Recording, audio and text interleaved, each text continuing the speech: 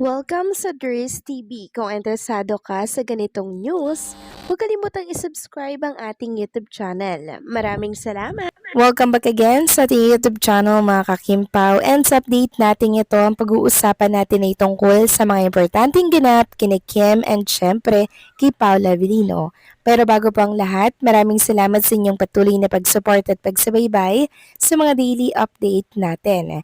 Kaya naman bilang pasasalamat, narito po ang ilang napili kong komento patungkol ito sa naging previous update. Unang komento mula po ito kay Ginang Arlene Casis. Sabi niya, possible Miss Dries na abutin ng 1 taon ang world tour nila, pero balik yan sila dito sa Pinas at mag-schedule ulit kung saan bansa sila magpupunta.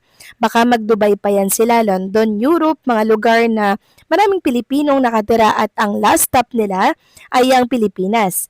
Kaya possible yon, Miss Dries. Maraming salamat po sa komento, Ginang Arlene Castis. Ayon lamang po yan sa nasagap natin na baka nga daw po abuti ng 1 taon ang Kim Pao World Tour.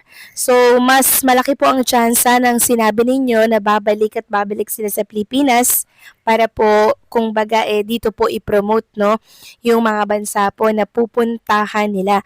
So, siguro after po nung ilang lugar na pupuntahan nila sa ibang bansa, balik ulit sila sa Pilipinas. Tapos, ayun, mag-a-anunsyo ulit sila ng iba pang mga lugar na pupuntahan nila. Sa loob yun ng 1 taon, mangyayari. 'Di ba? Balik-balik mga kakimpaw. So, possible na ganun nga. Tapos, ang last stop nila ay dito sa Pilipinas. So, masaya yun mga kakimpaw dahil makakapunta tayo doon. Syempre, mga Kimpaw fans, Kimpaw fandom na nandirito po sa ating bansa. Sobrang effort lang ng ibang Kimpawland dyan na talagang magpupunta sila at susundan nila si Kim and Paula Avellino sa ibang bansa. Pero kahit meron dito sa Pilipinas, no, na event din si Kim and Paula Avellino, para hindi naman po unfair, 'di ba? Meron sa OFW, dapat dito din sa ating bansa meron. Kaya antabayanan natin ang mga susunod na announcement. So maraming salamat sa komento, Ginang Arlene Casis. God bless po and mabuhay kayo. Next comment naman mula po kay Ginang Nenita. Sabi niya dito, Dries, hindi magpapa-interview si Paulo kung sa personal life na nila dahil yan na lang ang tanging natitira sa Kimpaw, ang kanilang privacy. Ireregalo na lang natin yan sa kanila. Importante, pinakita ni Paulo at Kim kung gaano nila kamahal ang isa't isa. Dapat panatag na tayo kung solid Kimpaw tayo. Kahit kailan, walang other girl si Paulo kundi ang chinita lang niya. 100%. Walang girlfriend si Paulo. Last pandemic pa, nang nag-court na siya kay Kim. Binakura na niya si Kim during lindang.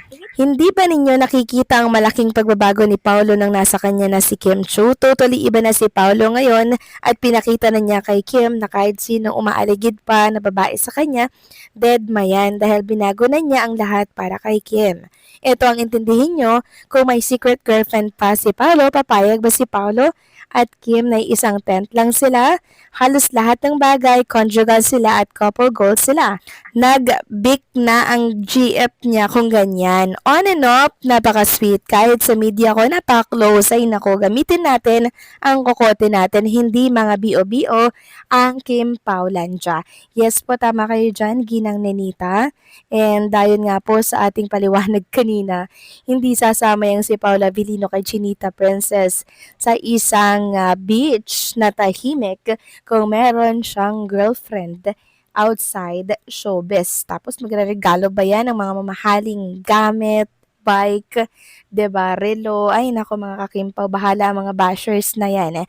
So maraming salamat sa komento, Ginang Nenita. God bless po sa inyo and mabuhay kayo. So ito na nga, pag-usapan na natin mga kakimpaw, mga topic na nakalap natin sa gabing ito, at unahin na nga nating pag-usapan ang kaliwanagan po tungkol dito sa 1 year na itatakbo sa world tour ni Kim and Paula Avellino. Totoo nga bang 1 taon si Kim and Paula Avellino na mawawala dito sa ating bansa? Narito po ang paliwanag. Sabi dito, Kim and Paolo World Tour, 2 buwan lang tatakbo. Kim Paulandia abroad, bitin. Ngayon pa lang biti na ang Kim Paulandia sa magaganap na world tour ng magka-love team at rumored lovebirds na sina Kim Chiu at Paolo Avellino. Kumpirmado na kasing 2 buwan lang ang nasabing concert ng Kim Pao na magsisimula sa buwan ng April at tatawid ng hanggang buwan ng May. So ayan po ha, confirm na 2 buwan lang ang itatagal nila sa ibang bansa. Ibinahagi ng Dreamscape Entertainment sa kanilang IG post ang date ng show ng Kim Pao na magsisimula sa April 24 sa Redwood City at susundan naman ito ng April 26 na gagawin sa Anaheim. 2 rin ang show ng Kim Pao sa Canada na umpisahan sa May 1 sa Edmonton at dederecho ng Toronto sa May 3. Mababasa sa ilang comments ang pakiusap ng ibang fanny abroad na dalhin ang show sa kung saang bansa sila nagtatrabaho o naninirahan. Sabi ng isang netizen, please consider nyo naman po ang Hong Kong. Marami pong gustong makita kayo. Good luck Kim Pao, sana marami pang country ang pupuntahan nyo. Ilan sa mga Kim Pao dyan na nakausap namin via direct message sa FB ay umaasa na dumayo sa kanila ang Kim Pao, gaya sa Middle East, Europe at ilang bahagi sa Asia. Samantala, bagamat hindi 1 buwan pa bago ang first leg ng KP World Tour, nagplano na ang maraming fandom sa US at Canada sa pagsalubong sa kanilang idols. Excited na rin ang mga ito sa mapapanood na lambingan on stage ni Kim at Paolo sa concert. Sinusulat ang item na to, hindi pa nag-aanunsyo ang production ng concert kung magdadagdag pa sila ng bansa bukod sa US at sa Canada.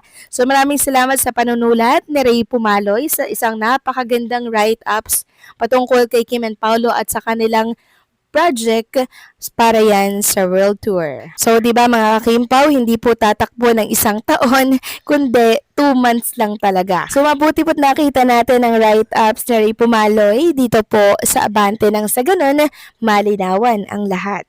And hopefully mga ka-Kim Pao, madagdagan po yung mga bansa na pupuntahan ni Kim and Paolo Avellino, kagaya po ng nakasaad sa write-ups po ni Ray Pumaloy na sana magpunta sila sa Europe, 'di ba, sa Middle East at sa iba't ibang bahagi pa po ng Asia na kung saan maraming mga OFW at mga Pilipino na nagmamahal sa kanila. So possible nga po na tama yung naging komento ni Ma'am Arlene Casis na babalik-balik din si Kim and Paolo ng Pilipinas, tapos promote, then punta ulit ng ibang bansa for 1 year. Kaya manatili po tayong nakaantabay sa announcement ng Dreamscape and syempre sa management po ni Kim and Paolo. At para naman sa mga nag-aantay po ng ticket para sa World Tour ni Kim and Paolo Avellino, wala pa pong ticket actually mga ka-Kim Pao at i-anunsyo po yan once na available na ito.